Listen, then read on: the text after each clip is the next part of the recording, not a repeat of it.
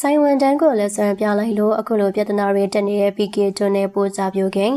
Internet Social Media ရဲ့ Powerful ဖြစ်ပုံကတော့အခုတလုံးမှမတတ်မှတ်ထားတဲ့ကိစ္စတွေကနေနိုင်ငံနဲ့အဝန်တည်တဲ့ပွဲကြီးတွေဖြစ်သွားတတ်တာပါပဲ။ဟုတ်ပါတယ်။ဒီနေ့ကျွန်မပြောပြမယ့်အကြောင်းအရာကတော့နာမည်ကျော်ဆင်ရွှေရတနာဆိုင်ပိုင်ရှင်သူဖြစ်တဲ့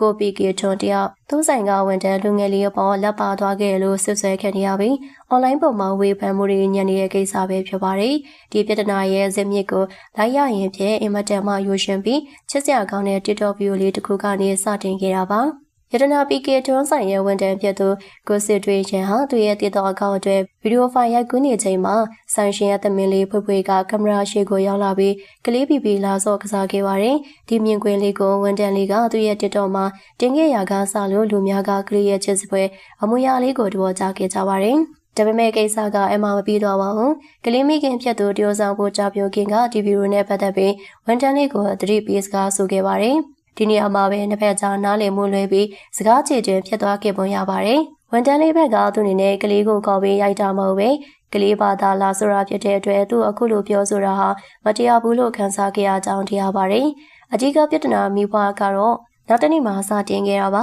။ဘာခင်ပြသူကို PK ထွန်းကသူစနီနဲ့သမီးကိုဝန်တန်းတယောက်ကပြန်ပြောရဲဆိုတဲ့အတီးနဲ့ဆိုင်ကိုရောက်လာခဲ့ပြီးအဲဒီမှာတင်ဒေါရကိုမထိန်နိုင်ပဲဝန်တန်းလေးကိုစစ်တွေရန်ကိုချေလျောက်စတင်ပြုမှုခဲ့လို့ဆွဆွဲချက်တွေထွက်ပေါ်လာခဲ့ပါတယ်။ကိုစစ်တွေရဲ့တီတော်ဗီဒီယိုတွေကရှင်းလင်းချက်အရကို PK ထွန်းကသူ့လက်တီနဲ့ပြင်ခဲ့တဲ့ပြင်မိသားစုကိုပါဒုက္ခရောက်အောင်လုပ်မယ်ဆိုတဲ့ချင်းချောင်းစကားတွေပါပြောဆိုခဲ့ပြီးအလုတ်ကနေလည်းချက်ချန်ထုတ်ပြခဲ့လို့တရားပါတယ်။အဲ့ဒီဖြစ်ရဲ့လူမှုကွန်ရက်ပေါ်ပြန့်နှံ့သွားပြီးနောက်မှာတော့အငြင်းပွားဖွယ်ရာကိစ္စတစ်ခုဖြစ်လာခဲ့ပါတယ်။ဒီလူတစုကတော့ဝန်တန်းကျင်းဝန်နဲ့ညီနေတဲ့အလုရှင်ရဲ့ကလေးကိုသုံးပြီး follower ရတယ်။အလုရှင်ကိုပြန်ခံပြောရဲဆိုတာလုံးဝမဖြစ်သင့်ဘူး။အလုရှင်ဘက်ကဆုံးမတာမှန်တယ်ဆိုပြီးကို PK ထွန်းဘက်ကယက်တီပေးခဲ့ကြပါတယ်။ဒါမဲ့လူထုအများစုရဲ့အမြင်ကတော့တခြားစီဖြစ်နေခဲ့ပါတယ်။ဘလောက်ပဲမှားပါစေအလုရှင်တယောက်ကဝန်တန်းကိုတစ်လက်ရောက်ကျွန်းလွန်ပိုင်ခွင့်လုံးဝမရှိဘူး။ဒါအာနာကိုအလွဲသုံးစားလုပ်တာဖြစ်တယ်လို့ဥပဒေမဲ့လုပ်ရတစ်ခုလည်းဖြစ်တယ်။မကြရင်အလုပ်ထုတ်လိုက်လို့ရပေမဲ့ရိုင်းနဲ့စုံမပိုင်ခွင့်မရှိဘူးလို့ပြင်းထန်ဝေဖန်ခဲ့ကြပြီးဝန်တန်းလေးအတွက်တရားမျှတမှုကိုတောင်းဆိုနေကြတာကိုတွေ့ရပါတယ်။တကယ်တော့ပို့ကြပြုကင်နိုမီတာဆိုအတွက်ဝန်တန်းနဲ့ပတ်သက်တဲ့ပြဿနာဟာဒါပထမဆုံးချိန်တော့မဟုတ်ပါဘူး။လွန်ခဲ့တဲ့ကာလတစ်ခုကမှဝန်တန်းရဲ့ခိုးယူမှုကြောင့်300နဲ့ချီတဲ့စိန်ထဲတွေနစ်နာဆုံးရှုံးခဲ့ရတဲ့အဖြစ်မျိုးလည်းကြုံခဲ့ရပူပါတယ်။